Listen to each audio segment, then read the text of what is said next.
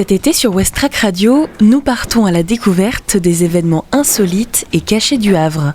Des recoins curieux, des événements méconnus, le micro de votre haut-parleur des Havrais et des Havraises part en vadrouille. Et aujourd'hui, on a testé pour vous la Maison de l'Armateur et sa nouvelle exposition. C'est une maison que l'on pourrait qualifié par anachronisme de bling-bling. C'est une maison qui est assez ostentatoire. La façade, par exemple, montre l'aisance de l'architecte. Gaëlle Cornec, chargée de la valorisation des collections et des expositions au musée d'art et d'histoire. Cette maison, elle a été peu utilisée par Paul-Michel Thibault et qui était un personnage important au Havre puisqu'il est architecte de la ville, il est entrepreneur des travaux publics et il est fontainier et il est aussi responsable des alignements et des fortifications. Il a commencé à y habiter vers vraisemblablement 1795-96, il est mort en 1799 et la maison a été rachetée par Martin-Pierre Fouache. Et donc c'est là que l'histoire des Fouache avec cette maison commence.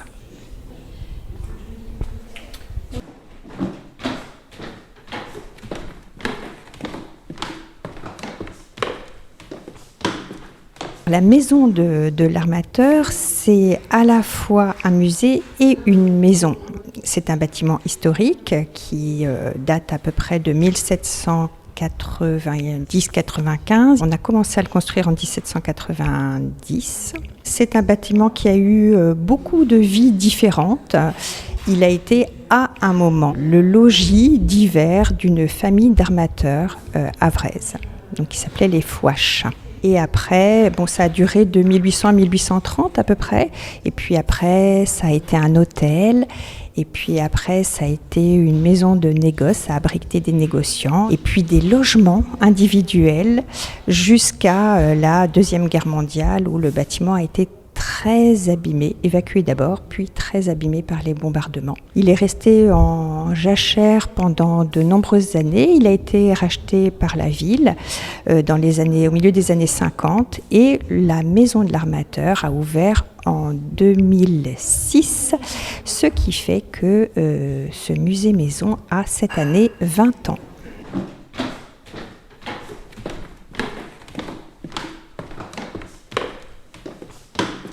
Cette fermeture a duré 20 mois et nous avons, pendant ces 20 mois, réalisé quelques travaux de mise en sécurité du bâtiment. Alban Chénion, responsable du pôle public et de la communication au musée d'art et d'histoire, elle nous en dit plus sur la période de fermeture. Ce qui nous a obligés à vider la maison de l'intégralité de ses œuvres, attendre le passage des différentes corps d'État et ensuite réaménager la maison et installer également une exposition.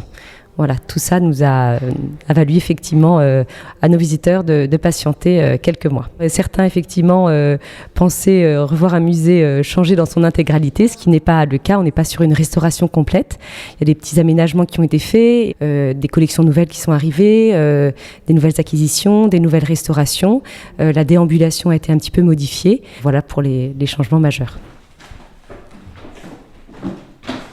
Allez, suivez le guide, on part en visite et on va monter quelques marches jusqu'au dernier étage, au niveau des greniers, à la découverte du puits de lumière. Ici, nous sommes dans un étage qui s'appelle l'entresol, qui est un étage dit de travail et de service. La première pièce, c'est les aménagements du 18e et c'est aussi le point de départ de l'exposition temporaire Réminiscence. Cette pièce montre des objets emblématiques de ce qui a fait la richesse et de la ville en matière de négoce et de la famille. Vous avez par exemple une saupoudreuse à sucre, vous avez un pot à tabac, une bonbonnière, toujours en rapport avec le sucre, et une cafetière. Donc cette deuxième pièce, c'est un peu la nouveauté de la réouverture de la Maison de l'Armateur. Elle contient un assez extraordinaire meuble qui est un bureau. Alors je dis que c'est un bureau, mais en réalité on pourrait plutôt qualifier ça d'objet d'apparat. Comme vous le voyez, c'est un bureau assez massif, ça s'appelle un bureau Mazarin. Donc il a 8 pieds, il est en bois et on ne voit pas le bois parce qu'il est entièrement recouvert de marqueterie, de laiton et d'écailles de tortue. Donc ça en fait un objet qui est quasiment un bijou. Vous pourrez voir aussi qu'il n'a pas l'air d'être très pratique, tout simplement parce qu'il n'était pas à utiliser comme un bureau actuel. On se plaçait sur le côté et pas en face du bureau.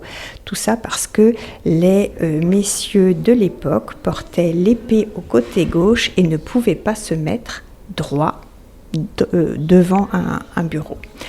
On a des traces de cet objet dans un inventaire de 1860 où il est signifié que l'objet a appartenu à Louis XVI. On n'a pas de documentation sur cela, mais effectivement, on sait qu'en 1786, Louis XVI est venu au mois de juin au Havre et on sait que c'est un cadeau qui pourrait parfaitement être dans la lignée d'un cadeau royal. Relié l'un à l'autre est tout à fait plausible, mais pas totalement avéré. Il était où avant d'arriver jusqu'ici ? Alors, on a des photos de ce meuble, assez émouvantes d'ailleurs, dans le musée des Beaux-Arts du Havre avant la Deuxième Guerre mondiale. Dans une galerie, on le voit entouré de dizaines et de dizaines de tableaux. Ce meuble, dans les années 1950, est dans les collections. Je ne sais pas à partir de quel moment il n'est plus exposé. Ce qui est sûr, c'est qu'il est visible et admirable aujourd'hui parce qu'il a été restauré, une longue restauration extrêmement minutieuse par 2 artisans d'art qui ont travaillé des mois et des mois pour redonner à ce meuble sa splendeur. Cet étage-là, cet étage où nous sommes, c'est l'étage dit noble, l'étage des pièces de réception de la famille.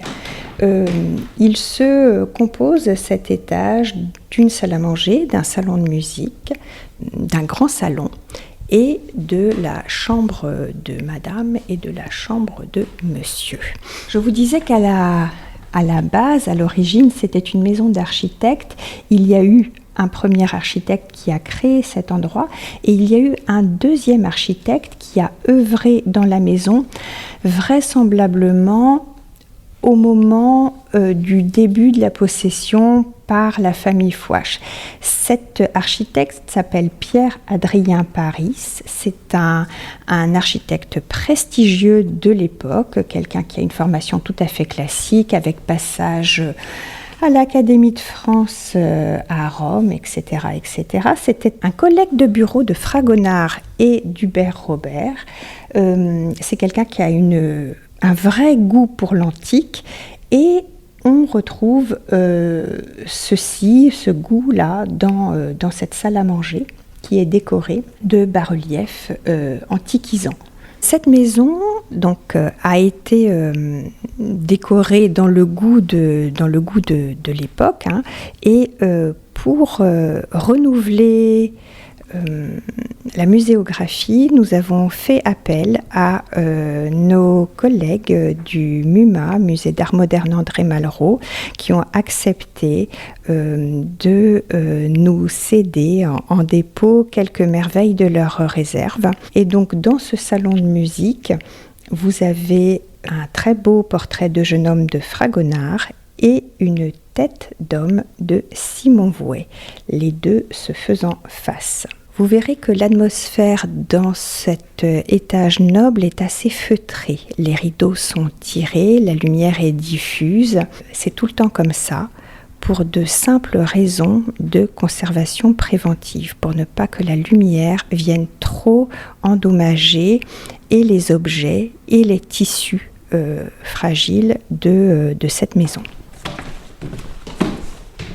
À l'occasion des 25 ans de la loi reconnaissant la traite et l'esclavage comme crimes contre l'humanité et des 20 ans de l'ouverture au public du musée de la Maison de l'Armateur, celle-ci accueille du 8 mai au 20 septembre l'exposition Réminiscence, fantômes de l'esclavage. Cette exposition s'appelle Réminiscence, fantômes de l'esclavage. C'est une exposition à 4 mains. 2 artistes l'ont conçue. Elle s'appelle Harry Hameau et Emmanuelle Gall. La rencontre a été assez forte entre ces 2 femmes puisque l'une est descendante de personnes esclavisées et l'autre est descendante d'armateurs. Donc ce sont 2 mondes complètement différents qui se télescopent 200 ans plus tard. Et ces 2 femmes ont décidé de peupler la maison de l'armateur avec tous ces souvenirs, tous ces secrets un peu moches qui restent dans les familles. Toutes les 2 parlent d'un même tabou autour du sujet pour des raisons différentes au cœur de leur famille. Et donc elles ont décidé de sortir ça, de montrer quelles implications personnelles ça a eu, quelles implications dans l'histoire et quelles conséquences dans la société contemporaine. Par rapport à cette maison, c'est véritablement du sur-mesure parce que, au fur et à mesure de leurs recherches, elles se sont penchées sur des documents historiques que nous avons. Au fur et à mesure de ces recherches, Emmanuelle Gall s'est rendu compte d'une coïncidence troublante. En 1822, le 15 décembre 1822, Madame Fouache a reçu dans sa maison un certain François Gaillard. François Gaillard était le négociant, le propriétaire qui possédait son aïeul. Et donc, dans un même dîner, on a eu l'aïeul des Fouaches et le propriétaire de l'aïeul d'Emmanuelle Gall. Alors il y a eu plusieurs épisodes à la chose dont le plus marquant est en 2023 une collaboration de différentes villes. Il y avait Honfleur, il y avait Rouen, il y avait Le Havre et cette grande collaboration a donné naissance à une série d'expositions concomitantes qui s'appelait Esclavage, mémoire normande.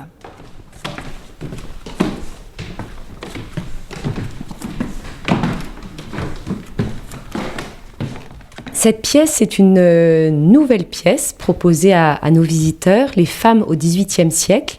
Lors de la fermeture, il y a 20 mois, nous avons interrogé nos visiteurs sur les sujets qu'ils aimeraient voir développés dans la maison.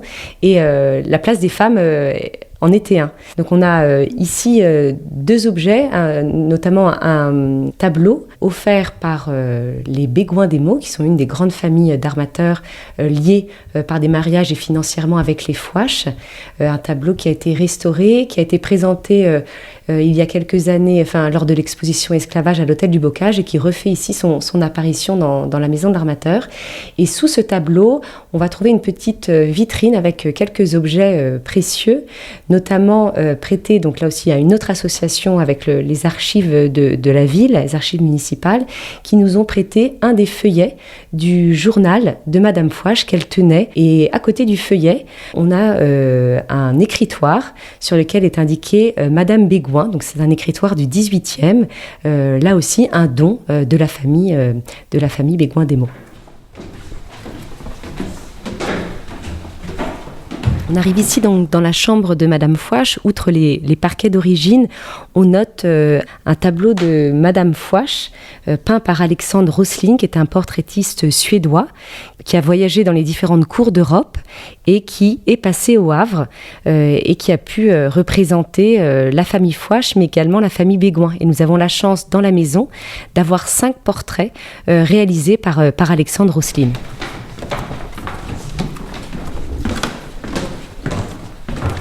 Tomber dans les pommes, vous me dites. J'ai un peu chaud, mais ça va.